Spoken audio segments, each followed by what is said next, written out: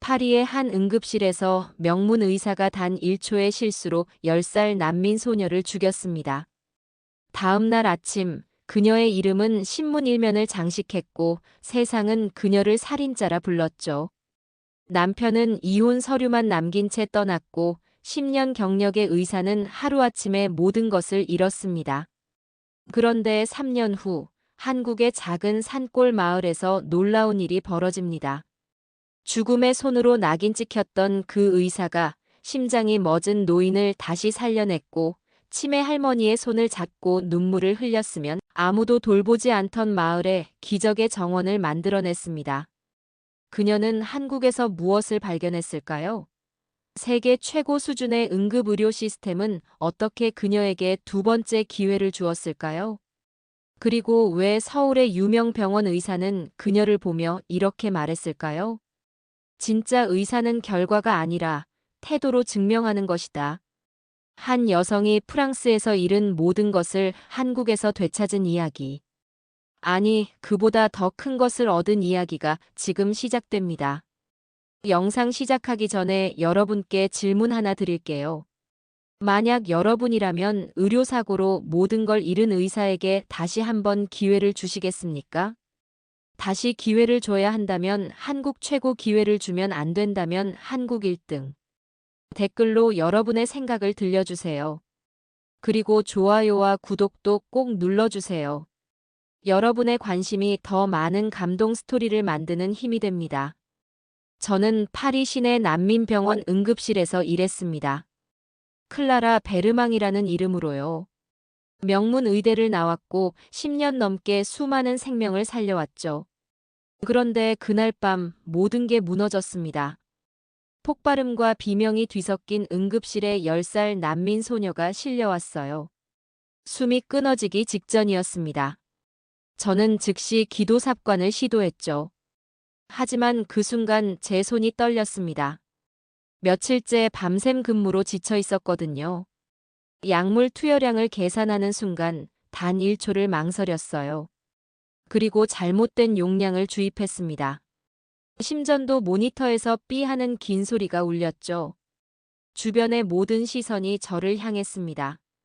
간호사들의 얼굴이 창백하게 굳어갔어요. 제 손을 내려다봤습니다. 이 손이 방금 한 아이의 생명을 앗아갔다는 게 믿기지 않았어요. 소생술을 시도했지만 소용없었죠.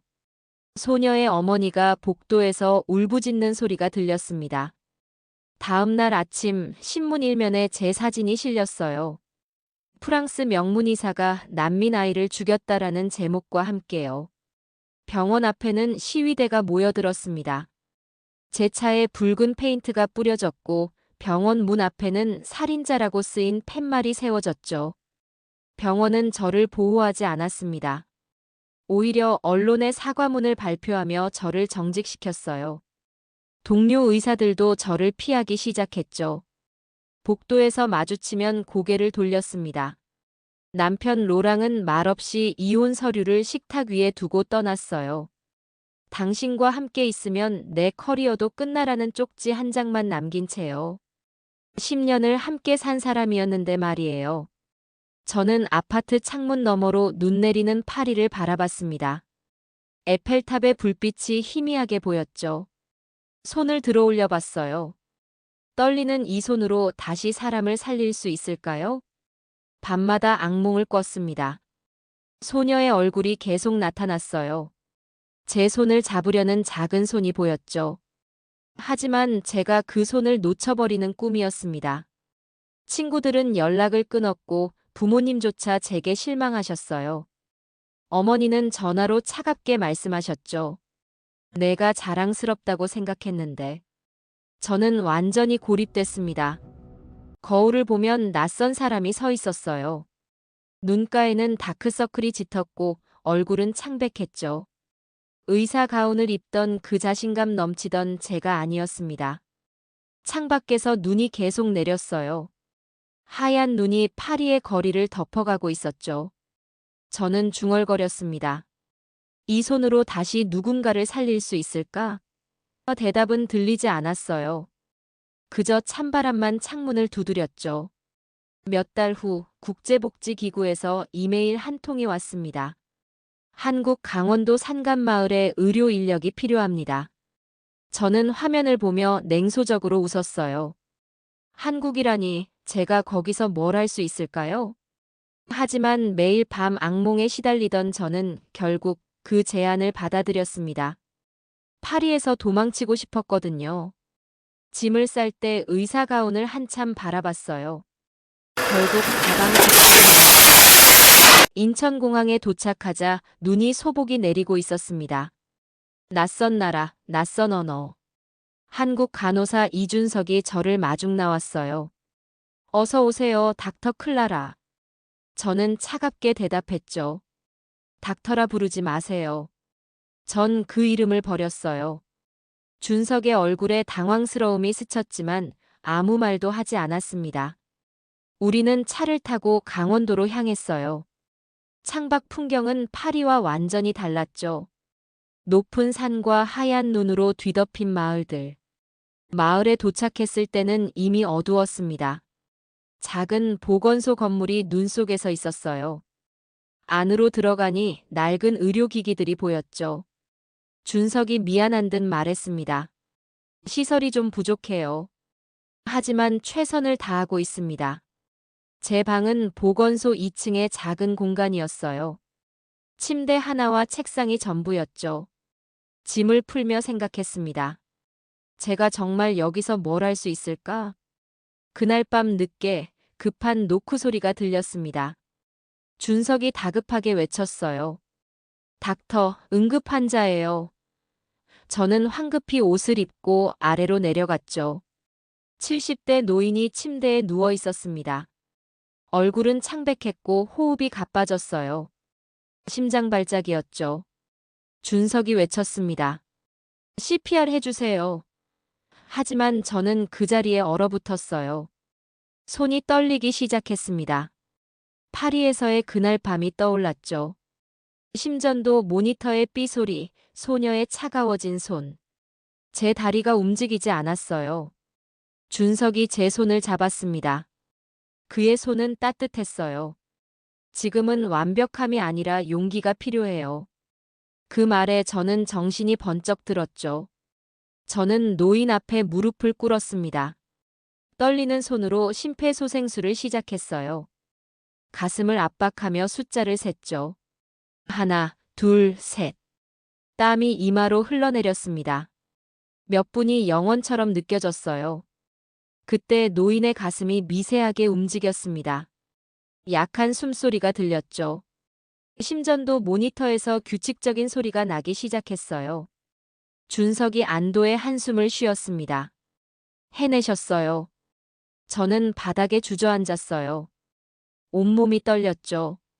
하지만 이번엔 두려움이 아니라 안도감이었습니다. 새벽녘 노인의 가족들이 도착했어요. 그들은 깊이 고개 숙여 감사를 표했죠. 한국어를 못 알아듣는 저였지만 그 마음은 충분히 느껴졌습니다. 창밖으로 눈발이 그치고 있었어요. 새벽의 첫 햇살이 하얗게 쌓인 눈 위로 스며들었죠. 준석이 제 옆에 앉으며 말했습니다. 다시 시작할 수 있어요.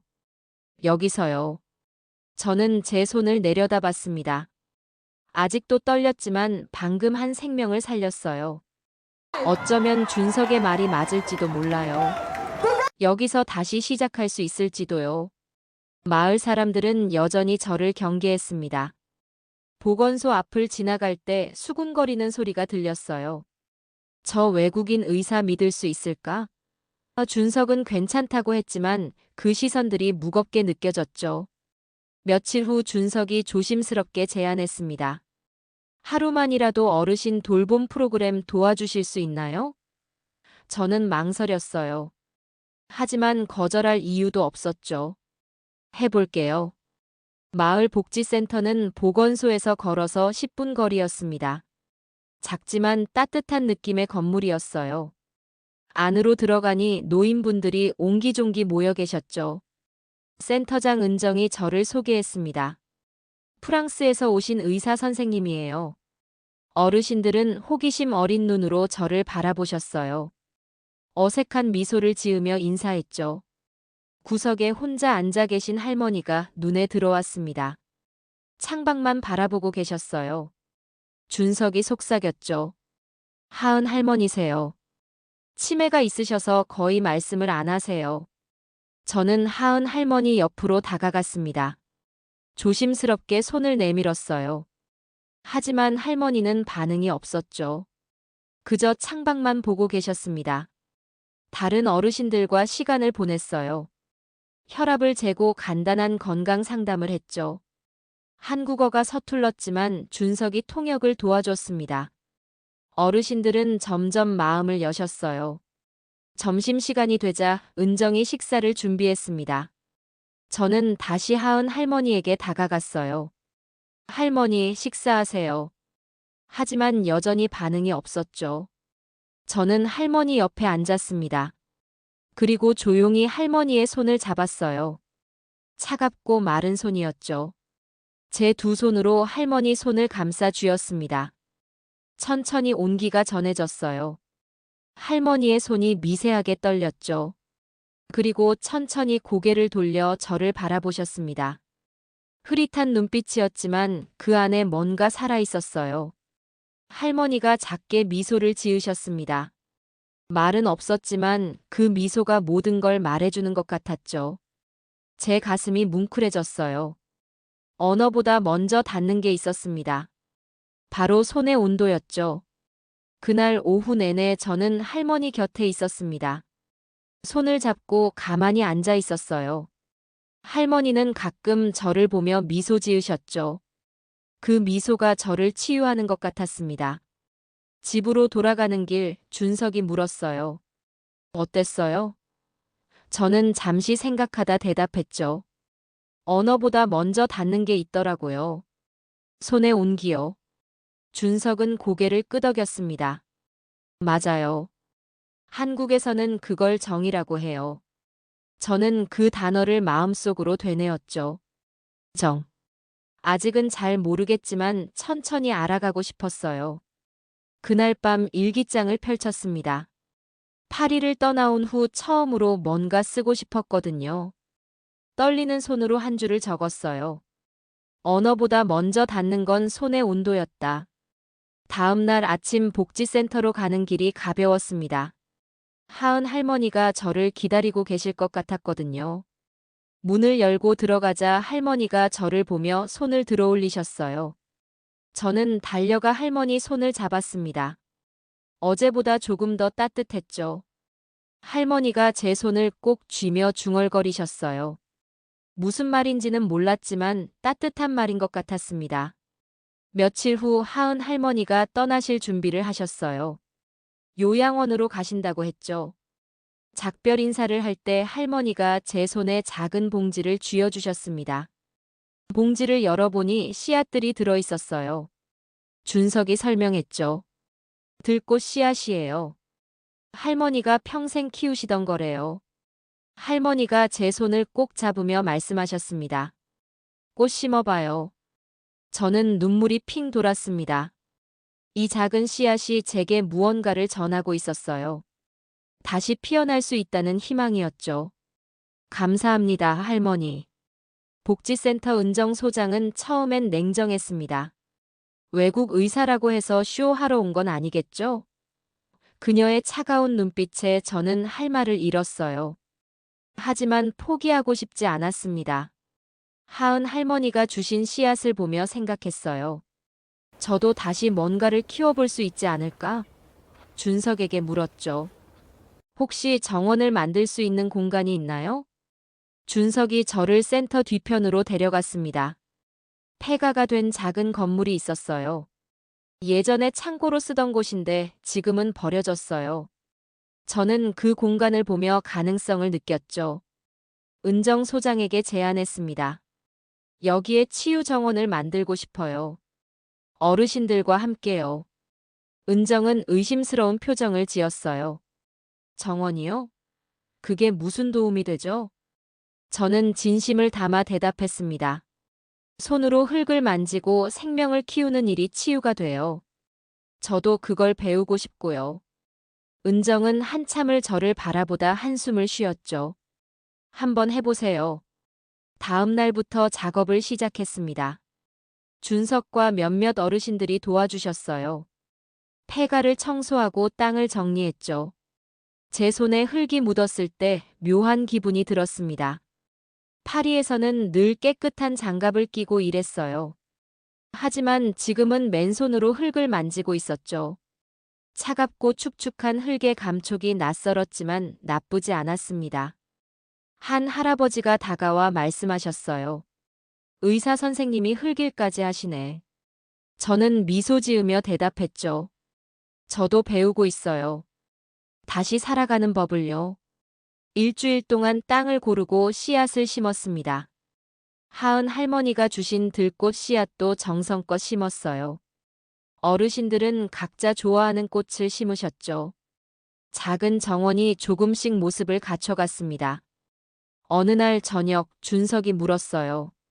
클라라, 당신은 왜 의사가 되셨나요? 저는 잠시 멈칫했습니다. 오랜만에 듣는 질문이었거든요. 살리고 싶어서요. 제 목소리가 떨렸어요. 사람들을 살리고 싶었어요. 그런데 파리에서는 한 아이를 죽였죠. 준석은 조용히 들어주었습니다. 여기 와서 깨달았어요. 저는 계속 말했죠. 의사가 되고 싶었던 진짜 이유를요. 생명을 다루고 싶었던 거예요. 그게 꼭 병원 안에서만 가능한 건 아니더라고요.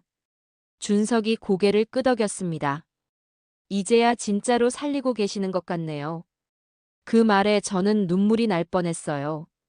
정말 그런 것 같았거든요. 2달이 지나자 정원에 변화가 생겼습니다. 씨앗들이 싹을 틀기 시작했어요. 어르신들은 매일 아침 정원에 오셔서 물을 주셨죠. 저도 출근 전에 꼭 들렀습니다. 은정 소장의 태도도 조금씩 변했어요.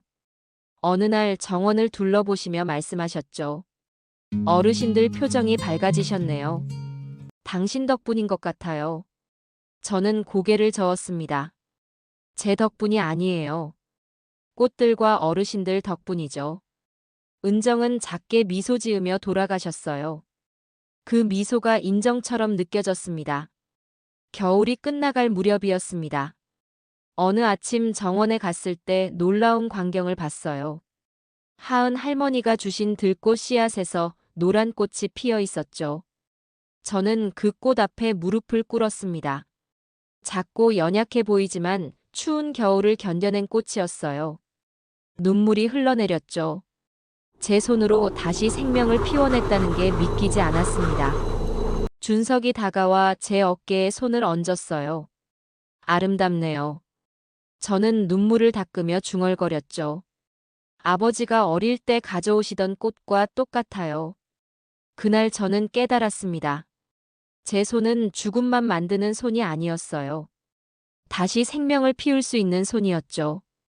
한국이 저에게 그걸 가르쳐 준 겁니다. 어느 날 준석이 휴대폰을 보여줬습니다. 클라라, 이거 봐요. SNS에 정원 사진이 올라와 있었어요. 프랑스 의사가 강원 시골에서 환자 손 잡다라는 제목이었죠. 조회수가 수만 건이었습니다. 며칠 후 서울의 한 종합병원에서 연락이 왔어요. 단기 연수 프로그램에 참여하실 의향 있으신가요? 저는 망설였죠. 다시 대형 병원으로 돌아간다는 게 두려웠거든요. 하지만 준석이 말했습니다. 가보세요. 당신이 얼마나 성장했는지 확인할 기회예요. 저는 고개를 끄덕였어요. 맞아요. 도망치지 말아야 했죠. 서울행 기차에 올랐습니다. 창밖으로 산과 들이 스쳐 지나갔어요. 도시가 가까워질수록 빌딩들이 높아졌죠. 서울역에 내렸을 때 사람들의 빠른 걸음에 압도당했습니다. 병원은 강남에 있는 최첨단 시설이었어요. 유리로 된 높은 건물, 로비의 화려한 인테리어. 강원도 보건소와는 완전히 달랐죠. 저는 긴장한 채 응급의학과로 향했습니다. 박태호 과장이 저를 맞았어요. 40대 중반의 냉정해 보이는 의사였죠. 클라라 베르망 씨죠? 소문 들었습니다. 그의 목소리는 차가웠어요. 이제 봉사 말고 진짜 의료를 해보시죠. 그 말에 저는 움찔했습니다. 하지만 참았어요. 배우러 왔습니다. 박태호는 눈썹을 치켜 올렸죠. 좋아요. 따라오세요. 응급실은 전쟁터 같았습니다. 환자들이 끊임없이 실려왔고 의료진은 기계처럼 움직였어요. 빠르고 정확했죠. 하지만 어딘가 차가웠습니다. 젊은 레지던트들이 환자를 대하는 모습이 눈에 들어왔어요. 효율적이지만 감정이 없었죠. 환자는 숫자처럼 보였습니다. 박태호가 말했어요. 여기선 감성보다 속도가 중요해요. 첫 이틀은 관찰만 했습니다. 시스템을 익히고 프로토콜을 배웠죠. 한국 의료 시스템은 정말 인상적이었어요. 신속하고 체계적이었습니다. 하지만 뭔가 빠진 것 같았죠. 셋째 날 밤 응급실에 50대 남성이 실려왔습니다. 심근경색이었어요. 박태호가 지시를 내렸죠. 응급 카테터 준비. 하지만 레지던트들이 주춤했습니다. 환자의 상태가 급격히 나빠졌어요. 심전도가 불규칙해졌죠. 레지던트들은 프로토콜을 확인하느라 시간을 허비했습니다. 그 순간 저는 앞으로 나섰어요. 제가 하겠습니다. 손이 떨리지 않았어요. 환자의 가슴에 손을 얹고 상태를 확인했죠. 빠르게 판단하고 응급조치를 시작했습니다. 심폐소생술을 하며 약물을 투여했어요. 강원도에서 배운 것들이 손에서 자연스럽게 나왔죠. 환자를 숫자가 아닌 사람으로 봤습니다. 살려야 할 생명으로요. 몇 분 후 환자의 맥박이 안정됐습니다. 호흡이 규칙적으로 돌아왔어요. 저는 안도의 한숨을 쉬었죠. 주변이 조용해졌습니다. 박태호가 저를 바라보고 있었어요. 그의 표정이 달라져 있었죠. 훌륭했습니다. 그가 천천히 말했어요. 당신은 프로토콜을 넘어서 움직이는군요. 저는 고개를 끄덕였습니다. 환자를 보면 보여요. 무엇이 필요한지. 박태호는 잠시 생각하더니 말했죠. 이제 알겠네요. 진짜 의사는 결과가 아니라 태도로 증명하는 거군요. 그날 밤 박태호와 커피를 마셨습니다. 클라라 씨, 파리에서 무슨 일이 있었는지 들었어요. 저는 놀라 그를 봤죠. 하지만 지금 당신을 보니 그게 중요하지 않네요. 왜요? 제가 물었습니다. 박태호가 대답했어요. 당신은 실수에서 배웠어요. 그리고 더 나은 의사가 됐죠. 그게 중요한 겁니다. 며칠 후 병원에서 기자 간담회가 있었습니다. 새로운 응급의료 시스템을 소개하는 자리였어요. 박태호가 저를 소개했죠. 오늘 이 병원을 구한 건 프랑스 출신이지만 한국의 마음으로 움직인 의사입니다. 카메라 플래시가 터졌습니다. 저는 긴장했지만 도망치지 않았어요. 저는 한국에서 다시 배웠습니다. 의사가 되는 법을요. 연수가 끝나고 강원도로 돌아가는 길이었습니다. 기차 안에서 창밖을 바라봤어요. 서울의 높은 빌딩들이 점점 멀어졌죠. 저는 미소 지었습니다. 저는 이제 진짜 의사였어요. 강원도로 돌아온 날 준석이 역에서 기다리고 있었습니다. 어떻게 지냈어요? 저는 그를 보자 왠지 눈물이 날 것 같았어요. 잘 지냈어요. 그런데 보고 싶었어요. 준석의 얼굴이 붉어졌습니다. 저도요. 우리는 어색하게 웃으며 차에 올랐죠. 창밖으로 익숙한 풍경이 펼쳐졌어요. 눈 덮인 산, 작은 마을, 우리의 보건소. 다음 날 복지센터에 갔을 때 어르신들이 반겼습니다. 선생님 오셨네. 저는 정원으로 달려갔어요. 봄이 가까워지며 꽃들이 더 많이 피어 있었죠. 준석이 제 옆에 섰습니다. 정원이 많이 자랐죠? 저는 고개를 끄덕였어요. 네, 마치 제 마음처럼요. 준석이 저를 바라봤습니다. 무슨 뜻이에요? 서울에서 깨달았어요. 저는 The 천천히 rickety 말했죠. vans. 제가 진짜 원하는 게 뭔지. 화려한 병원이 아니라 이곳이었어요. 준석 씨 곁이었고요. 준석은 놀란 표정을 지었습니다. 저는 용기를 내어 계속 말했어요. 처음엔 그냥 도망치려고 한국에 왔어요. 하지만 이제는 달라요. 여기 남고 싶어요. 클라라. 준석의 목소리가 떨렸어요. 저도 고백할 게 있어요. 당신이 서울 갔을 때 매일 걱정했어요. 혹시 돌아오지 않을까 봐요. 저는 그의 손을 잡았습니다. 왜요? 준석이 깊게 숨을 들이쉬었죠. 제가 당신을 좋아하거든요. 처음 공항에서 봤을 때부터요. 제 심장이 빠르게 뛰었습니다. 저도요, 준석. 우리는 서로를 바라봤어요. 봄바람이 정원의 꽃들을 흔들었죠. 주말에 준석이 제안했습니다. 서울 구경시켜드릴게요. 제대로 된 데이트요.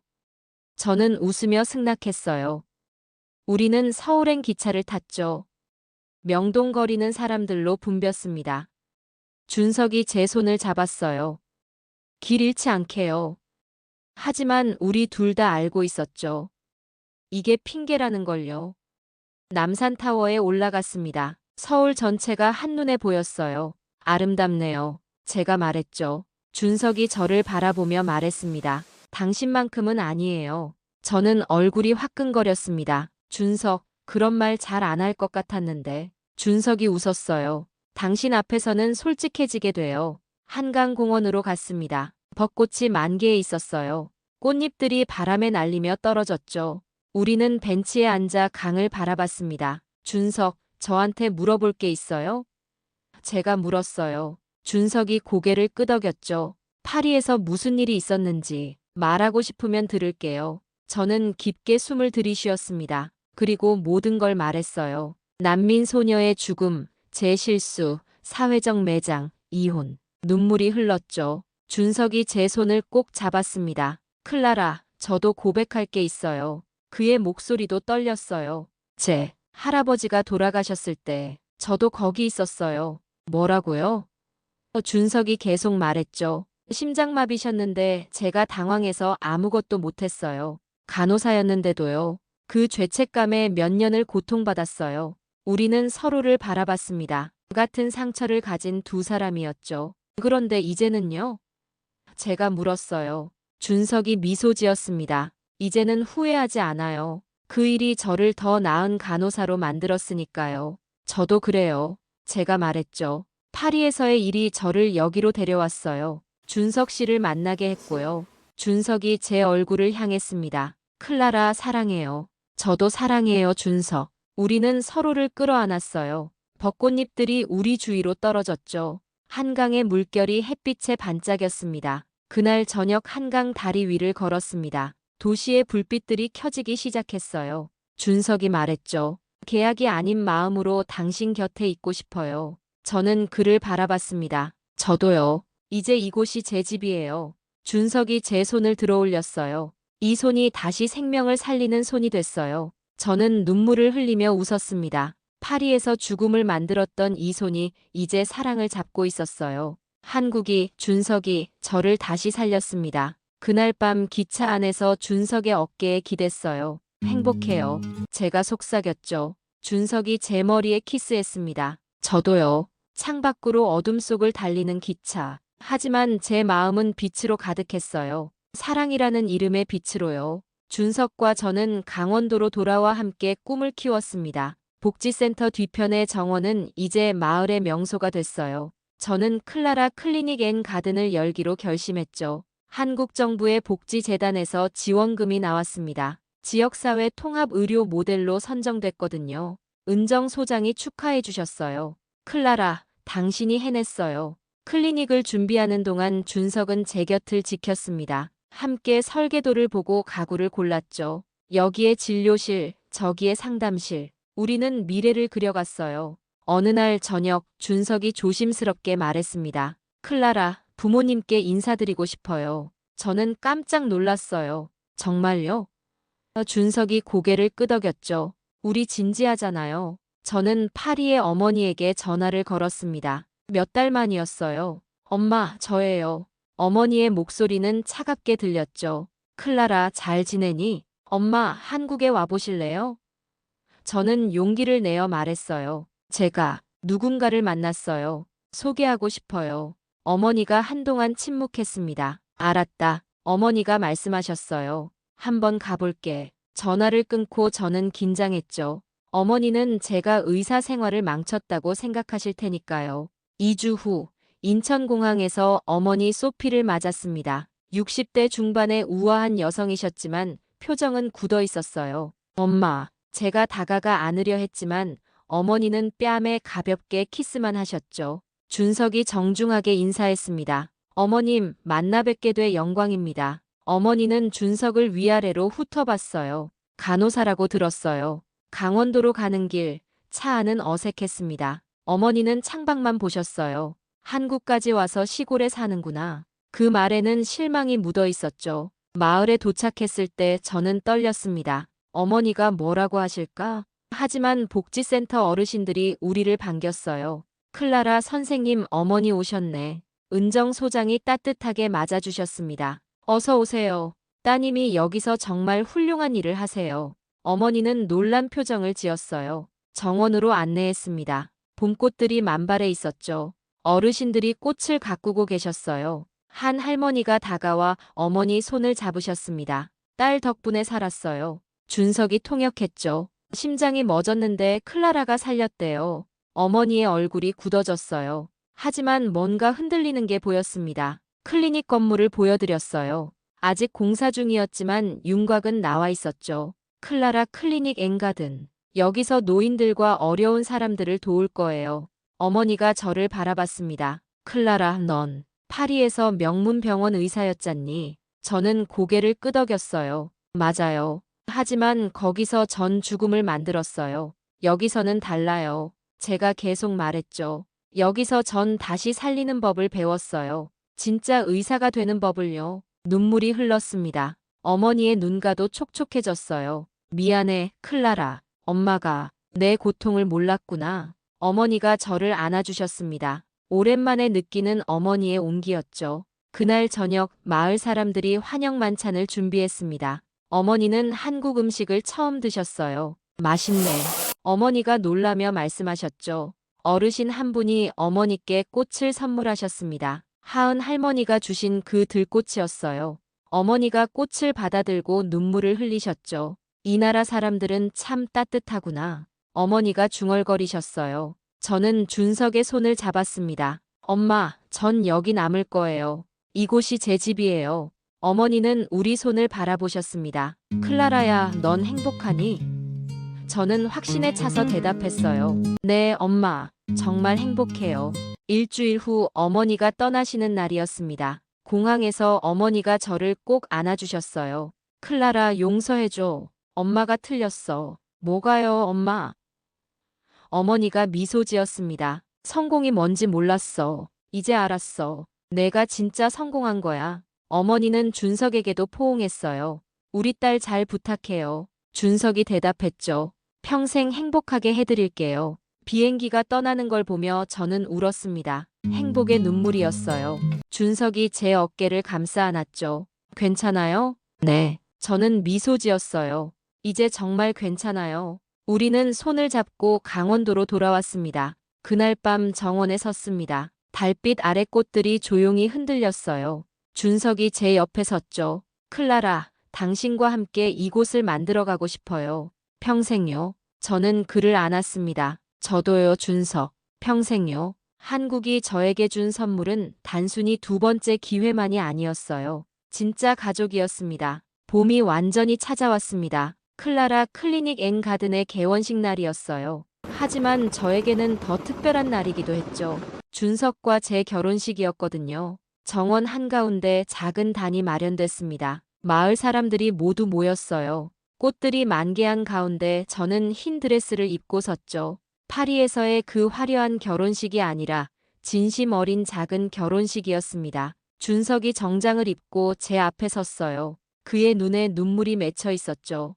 아름다워요, 클라라. 저도 눈물이 났습니다. 고마워요, 준석. 저를 다시 살게 해줘서요. 은정 소장이 주례를 맡았습니다. 이 두 사람은 각자의 상처를 안고 만났어요. 하지만 서로를 치유하며 사랑을 키웠죠. 마을 사람들이 박수를 쳤어요. 준석 씨, 클라라를 평생 사랑하고 지켜주시겠습니까? 준석이 확신에 찬 목소리로 대답했어요. 네, 그러겠습니다. 제 손을 꼭 잡는 그의 손이 떨렸죠. 클라라 씨, 준석을 평생 사랑하고 함께 하시겠습니까?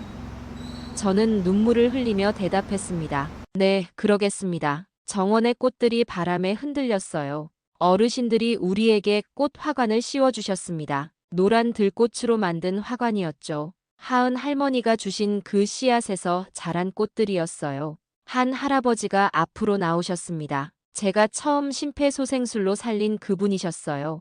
클라라 선생님, 이 손이 저를 살렸습니다. 할아버지가 제 손을 잡으셨죠. 이 손이 다시 생명을 피웠어요. 할아버지의 목소리가 떨렸어요. 감사합니다. 저는 울음을 참을 수 없었습니다. 파리에서 죽음을 만들었던 이 손이 한국에서 생명을 피웠다니요. 준석이 저를 안았습니다. 사랑해요, 클라라. 저도 그를 꼭 안았어요. 사랑해요, 준석. 당신과 이곳 모든 분들을요. 마을 사람들의 환호성이 터져나왔죠. 피로연은 정원에서 열렸습니다. 한국 전통 음식들이 차려졌어요. 어르신들은 노래를 부르시고 젊은 사람들은 춤을 췄죠. 저도 준석과 함께 춤을 췄습니다. 해가 지고 저녁 노을이 정원을 물들였어요. 저는 클리닉 건물 앞에 섰습니다. 문 위에 간판이 달려 있었죠. 클라라 클리닉 앤 가든 마이너스 치유와 희망의 공간. 준석이 제 옆으로 왔습니다. 당신의 꿈이 이루어졌어요. 저는 고개를 저었어요. 우리의 꿈이요. 함께 만든 거잖아요. 작은 소녀 하나가 다가왔습니다. 난민 가정의 아이였어요. 최근 한국에 온 아이였죠. 소녀가 저를 올려다보며 꽃을 건넸습니다. 그 순간 파리에서의 기억이 스쳤어요. 제가 살리지 못한 10살 소녀. 하지만 이제는 달랐습니다. 저는 무릎을 꿇고 소녀를 안았어요. 고마워. 소녀의 어머니가 서툰 한국어로 말했습니다. 우리 딸 아팠는데 선생님이 치료해줬어요. 저는 눈물을 흘렸죠. 속죄가 아니라 새로운 시작이었습니다. 소녀의 손을 잡고 정원을 걸었어요. 너도 꽃을 심어볼래? 소녀가 환하게 웃으며 고개를 끄덕였죠. 함께 땅에 무릎 꿇고 씨앗을 심었습니다. 쓰러진 자리에서도 다시 피어날 수 있어. 저는 소녀에게 말했어요. 나처럼, 이 꽃들처럼. 소녀가 제 손을 꼭 잡았습니다. 밤이 깊어갔습니다. 별들이 하나둘 나타나기 시작했어요. 마을 사람들은 모두 돌아갔고 정원에는 준석과 저만 남았죠. 행복해요? 준석이 물었습니다. 저는 그를 바라보며 미소 지었어요. 네, 제 인생에서 가장 행복해요. 준석이 제 이마에 키스했죠. 하늘을 올려다봤습니다. 별들이 총총히 빛나고 있었어요.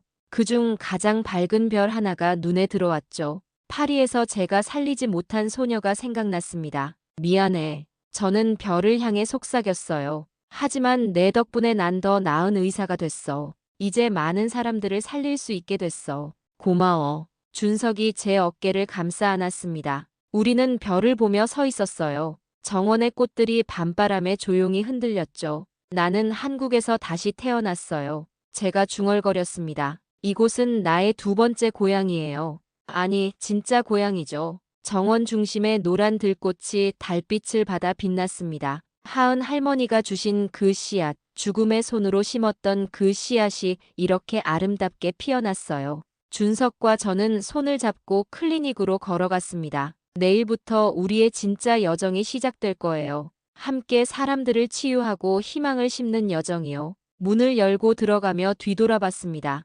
정원의 꽃들이 어둠 속에서도 생명력으로 빛나고 있었어요. 저처럼요. 쓰러졌지만 다시 일어선, 한국에서 다시 피어난 한 송이 꽃처럼요. 클라라는 파리에서 모든 것을 잃었지만 한국에서 더 큰 것을 얻었습니다. 단순히 의사 자격을 되찾은 게 아니라 진짜 치유가 무엇인지 배웠고 진심 어린 사랑과 가족을 만났으며 쓰러진 자리에서 다시 피어나는 법을 깨달았죠. 한국은 그녀에게 두 번째 기회만 준 게 아니었습니다. 두 번째 인생을 선물했습니다. 여러분도 힘든 시기를 겪고 계신가요?